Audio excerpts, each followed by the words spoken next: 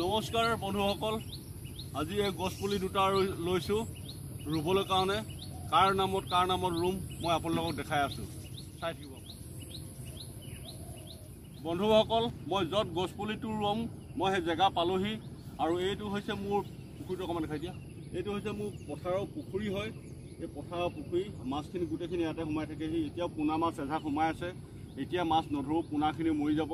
মাছখিনি হয়তো হেঁচিব পাৰোঁ, নেহেঁচিব পাৰোঁ, কাৰণ পোনা আছে। মই তাৰ কাষতে গছপুলি এটা ৰুবলৈ আহিছোঁ। তাৰপৰা আপোনাৰ এতিয়া মই আগতে গাঁত খান্দি থৈছিলোঁ। গাঁত খান্দি মেলি চব সাৰ জাবৰ চব ধুনীয়াকৈ দিয়া হৈছিলে। হ'লেও গাঁত খান্দি থৈ দিয়া দিন হ'ল। আজি এতিয়া আকৌ নতুনকৈ খান্দিম। চাই থকা আপোনালোকে।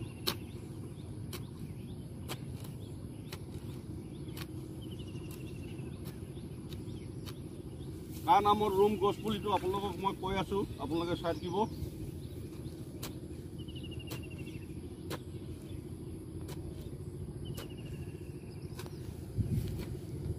আৰু এই গছপুলিকেইটা মই জীয়ামেই, যিমান হ'লেও গছপুলি মই উঠাম। আৰু মোৰ হাতত পৰি গ'লে মানে মোৰ হাতৰ পৰা নবচাকৈ নাথাকে যিকোনো পুলি। মই জীয়াই আহিম, ডেইলি চাব আহিমতো। গৰু ছাগলীৰ পৰা দূৰত থাকিব লাগিব, সদায় চাই থাকিব লাগিব।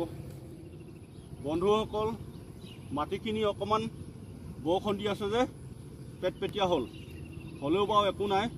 গছক পানী লাগে, আৰু পানীটো বৰ বেছি হ'লেও গুৰিটো গেলি যায়। সেইকাৰণে গুৰিটো নেগেলাকৈ মই অলপ ছিষ্টেম কৰিম ইয়াত। কি পুলি ৰুম মই আপোনালোকক দেখাই আছোঁ।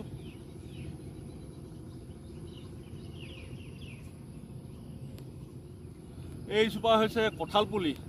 কঁঠাল পুলিটো এইটো কাৰ নামৰ ৰুইছোঁ মই কৈ আছোঁ। আপোনাৰ সকলোৱে পৰিচিত, সকলোৱে অসমবাসী ৰাইজক তথা ভাৰতবাসী ৰাইজক কন্দুৱাই থৈ গ'ল। তেখেতৰ নামত মই গছপুলিটো ৰুম। তেখেতৰ নামটোৱে হৈছে আপোনাৰ আমাৰ পৰায়ত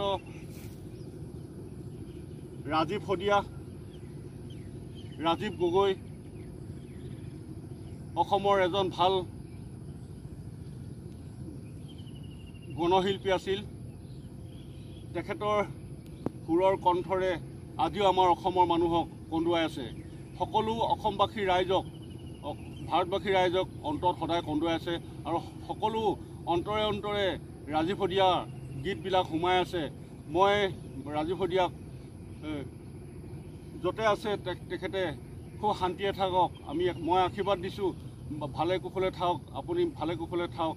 ৰাজীৱ শদিয়া, আজি তোমাৰ নামত মই এজোপা গছ পুলি ৰুইছোঁ। গছপুলিটোৰ নাম হৈছে কঁঠাল পুলি। কঁঠাল গছ ৰুইছোঁ, সৰু ল'ৰা ছোৱালীবিলাকে খাব। মই এইজোপা গছজোপা কেনেকৈ ৰুইছোঁ আৰু কেনেকৈ কি কৰি থাকিব লাগে, মই এইজোপা গছ জীয়াম। আপুনিও সকলো অসমবাসী ৰাইজৰ হীৰাই তেজেৰে আপুনি সকলোতে আছে, আমি জানো। আৰু আপুনি য'তে আছে তাতে থাকক। আমাৰ ফালৰ পৰা বহুত বহুত আশীৰ্বাদ, যাতে আপোনাৰ কণ্ঠ আমি সদায় শুনো। অসমবাসী ৰাইজে তেখেতৰ কণ্ঠ সদায় শুনিব।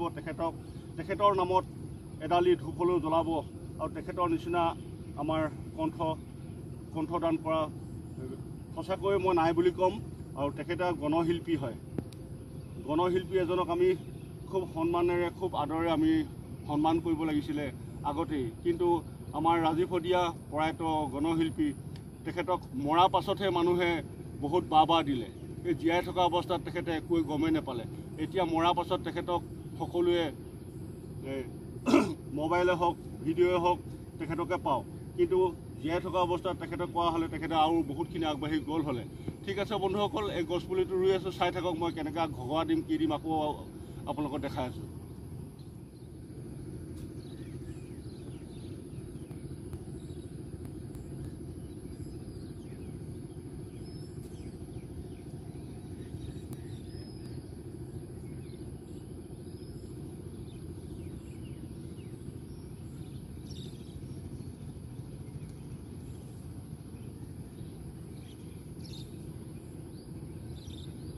বন্ধুসকল, গছ পুলিটো ৰুলোঁ, বস্তাটো গুৰিটো কাটি ধুনীয়াকৈ চাৰিফালে 4টা জেওৰা খুঁটি দি পিনি পুতি দিলোঁ।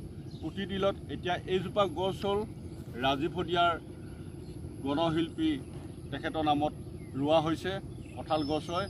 মই এই গছজোপাৰ ৰাজীৱ শদিয়াৰ নামত মই নেম প্লেট এখন লগাই দিম। নেম প্লেটখন লগাওঁতেও আপোনালোকক গছপুলিটো দেখাম। এইটো ছমাহৰ মূৰে এবছৰ মূৰে গছপুলিটো মই দেখাই থাকিম, কিমান বাঢ়িছে, কিমান উঠিছে, কিমান ডাঙৰ হ'ল। নেম প্লেটখনো মই ধুনীয়াকৈ দেখাম।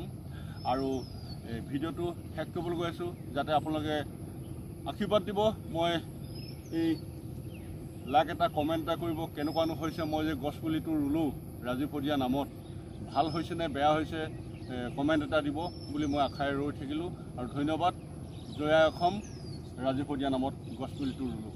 ধন্যবাদ।